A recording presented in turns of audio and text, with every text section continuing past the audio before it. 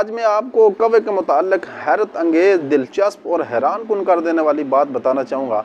कौवे की मादा जब अंडे देती है तो उनमें से जब बच्चे निकलते हैं तो वो उन्हें छोड़कर बहुत दूर निकल जाती है। तने तन्हा उस तन्हाई में उन बच्चों की परवरिश कौन करता है? तो अल्लाह रब्बुल इज़्ज़त की कुदरत का यहाँ पर एक मज़हर आपको दिखाना चाहूँगा।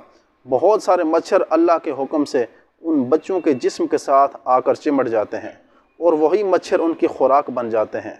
और ख़ुराक जब वो मच्छर उनकी बन जाते हैं, उनके जिस्म के अंदर तवानाई आती है, उनके जिस्म के ऊपर बाल आते हैं।